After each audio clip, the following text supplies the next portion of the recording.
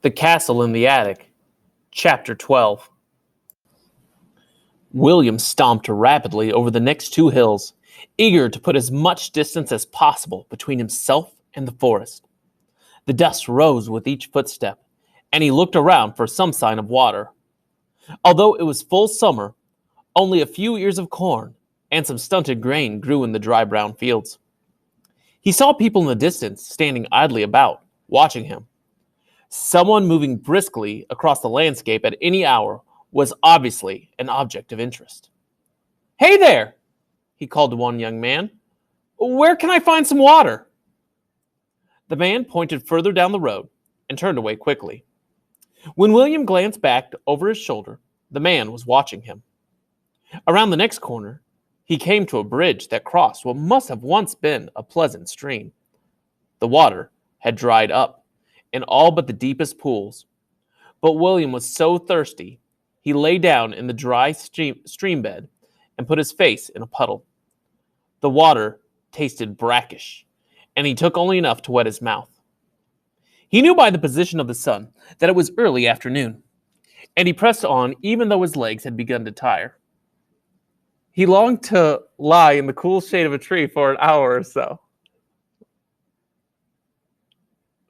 He didn't know why he was in such a terrible hurry because, with the Silver Knight gone, he had no plan to defeat the wizard. In fact, when he thought about it, he wondered whether Sir Simon had ever had a plan himself. The knight acted as if he could march right up to the castle door in a full suit of armor and run the wizard through with his sword. But all Sir Simon's sharp weapons and long hours of training had done him no good the first time, so why would they work now? And if a well-trained knight with a sword and a helmet could be turned to lead, what would happen to a mere squire with a puny dagger and a quaking heart? William was striding along, thinking all these things over, when someone called to him. He looked up to see an old man sitting on a rock under a tree. "Young fellow, come over here, will you?" William hesitated. He wanted to reach the castle that day if possible, and he didn't want to hear any more terrible stories about the story of the wizard. "I'm awfully sorry, but I'm in a hurry," he called, taking a few more steps. The man looked sad at the sight of William moving away so quickly. "I need your help," he said. William turned back and looked more closely at the man. He was dressed in the shreds of a long tunic, and the surface of his face was as wrinkled as the skin of an old apple. "Be compassionate to the needy," said Sir Simon's code. William supposed his quest could wait a few minutes. "How can I help you, sir?" The man leaned backward and looked up the tree, which was quite difficult for him, as the upper part of his body was curved over his lap, so that his nose almost touched his knees. William had the feeling he might tip off his perch and roll away. "Do you see that apple way at the very top?" he asked. William looked up. This apple tree seemed taller than most. Its leaves hung down, limp and dusty, as if exhausted by the length and heat of the summer. From the highest branch hung one dark apple. "Yes, I see it," William said. "Could you climb up there and pick it for me, young fellow? I have not eaten since yesterday, and the emptiness in my stomach has begun to pain me terribly." "I have a little bit of bread I could give you." "No, my boy, I'm afraid only the apple will do." He sounded so sad when he said this that William had the feeling he had said it before. William grasped the lowest branch and hoisted himself up. The old man spoke again. "Remember, boy, while you are climbing, you must not look down, or you will never reach the top. And when you get the apple, do not take a bite of it, or both of us will always go hungry." William did not reply. Everybody in this country seemed eager to tell him not only what to do, but how to do it. At first, he rather enjoyed the climb. It was breezy this high off the ground, and William stopped once or twice to look at the countryside. He could see his road curving off across a series of pastures. In the distance, he thought he saw the towers of a castle, but it was hard to make them out because much of the horizon was covered by a long black cloud of smoke. He glanced up every now and then, but the apple didn't seem to be getting any closer. "This is the tallest tree I've ever climbed in my life," he said out loud just to keep himself company. His voice startled two birds who flew away in a rush. "If I could fell this tree and lay it on its side, I'd be halfway to the castle by now." He stopped again to catch his breath. He was about to look down when he remembered what the old man had said. "Sir Simon," he cried, "where are you now that I really need you?" The thought of his friend plunging endlessly through the dark forest kept him staring at the sky. Follow the rules. Don't look down. Don't stray off the path. The upper branches of the tree were thin and delicate. They swayed in the lightest breeze. William had to concentrate very hard on the dark red circle at the top to force himself up the rest of the way. The apple came off easily in his hand, and when he had maneuvered down to the sturdier branches, he stopped to study it. Never had he seen an apple with such a smooth, dark skin or felt such firm flesh. He longed for a bite. His last drink had been the stagnant water in the steam bed, and this endless climb in the sun had made the sweat stand out on his face and neck. Surely one little bite wouldn't hurt. He had just opened his mouth and put the dark, firm skin against his teeth when he saw two birds flying toward the tree. They were coming right for him, and he had to scamper down to the next branch to get out of their way. He put the apple back to his mouth when, with a babble of chirps, they came for him again. He ducked. All right, he shouted. "I know, I'm not supposed to eat it."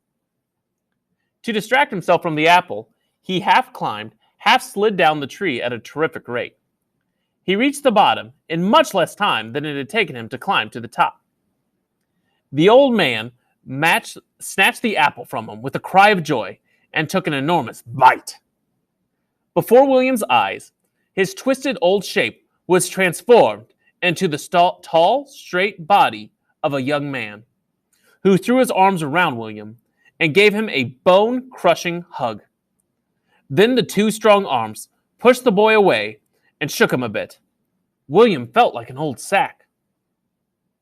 "You have broken the wizard's spell for me!" cried this new person, who could not stop clapping William on the back. "All I did was bring you the apple," William said. "Please, sir, could I have a bite of it? I haven't drunk anything since early in this morning, and the hot climb made me thirsty." But to William's horror, the young man threw the apple as far into the field as he could. "You must not bite that apple, for it has a spell on it. But do not worry, I have something else for you to eat, and anything that is mine, you are welcome to." With that, he reached into his sack under the bench and produced a series of small bundles wrapped in rags. In just a few minutes, he had spread a picnic of bread and cheese and dark cider beneath the tree. "Set to, my boy." The young boy stared intently at William while he ate. William began to squirm under his gaze. "Please don't look at me that way, sir. I didn't do anything special. I would have bitten into the apple if the birds had not warned me away from it." "Not many people have bothered to stop and listen to my request, and only one went up the tree. He looked down and was never seen again." The young man stood up and stretched. "It feels good to have my own body back. I have been imprisoned inside the old man's shape for years." "Why did the wizard put the spell on you?" "I was caught stealing apples. My baby boy was very sick, and the doctor said he must eat apples every day to cure his disease. The orchards were already wasting away. The wizard's servants caught me stealing a bag of apples from his storeroom, and Alastor put this spell on me. That was in the old days, when he amused himself by making up new and interesting spells. I understand that now he is bored and grumpy with his life, and he just uses the old spell that always worked best." "And what's that?" William asked. He turns everybody to lead. He keeps the important people, or the beautiful maidens, or the particularly bad villains in a special gallery, so that he can admire them whenever he wishes. The man shrugged. But they say even that does not keep him amused anymore, so he's searching for a fool to entertain him. Of course, nobody has applied for the job, but if one doesn't come forward soon, Alastor will send his men out into the countryside to find one.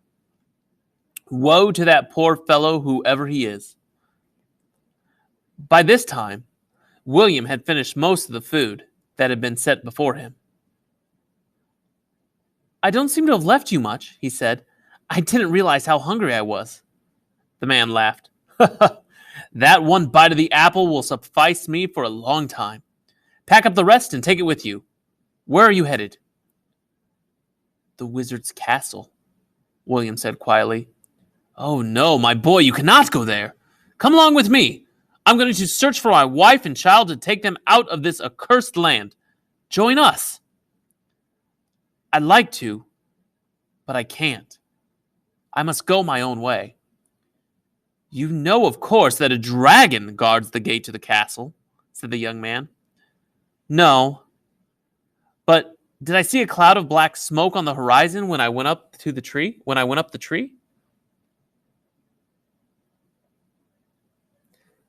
The land around the castle is parched from his fiery breath. You must give up your foolish plan. Nobody can pass into the castle without Alastor's permission. Thanks to you, I have an idea. Alastor is looking for a fool, and I'm an acrobat. I can play my recorder and turn some cartwheels. Perhaps that will help get me into the castle. In some ways, you are quite the fool, my boy. But if you are so determined to go, let me tell you a little secret I learned when I was younger. My wife's mother was Calendar, the nurse to Simon, the king's son. When Alastor first came to the kingdom, she used to spy on him to learn his secrets. He paid her no notice, thinking her a foolish old woman. She came out of the castle only once after Sir Simon was defeated and sent away. Alastor had began his reforms, and the people were already beginning to suffer under his rule. Soon, after Sir Simon left, the wizards set a dragon at the gates of the castle to guard him against attack.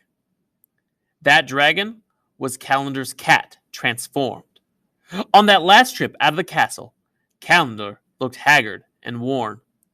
Her body was bent over, much like mine was just an hour ago, and in her eyes there was a haunted look, as if she had seen miseries beyond telling. Alastor will not let me come again, Dick, she said, but I will tell you what I know now. Then she told me how to defeat the dragon. As long as you look directly into his eyes, the dragon's fire cannot harm you. The most horrible scenes will be reflected in his eyes, and you will want to look away, but you must resist, because if you avoid looking at him, you are finished. Keep telling yourself they are illusions. When you get close enough, plunge your dagger into his right thigh. That is the only place where the blade will sink in. Then he will be under your control. Do you understand? William nodded warily. There seemed to be so many things to remember, so much to overcome, and he hadn't even reached the castle yet. He got to his feet and packed away the food in his leather pouch. I must be off, he said. Thank you for your help. I have good news for you, too. I've met your son. He greeted me when I came out of the forest. He's alive and well. How do you know he's my son? Dick asked, grasping William by the arm. He told me that his grandmother was the Silver Knight's nurse. So, you know Sir Simon was called the Silver Knight? This is too much. The young man stepped back and eyed William once more. There is a legend, he muttered to himself, about a boy.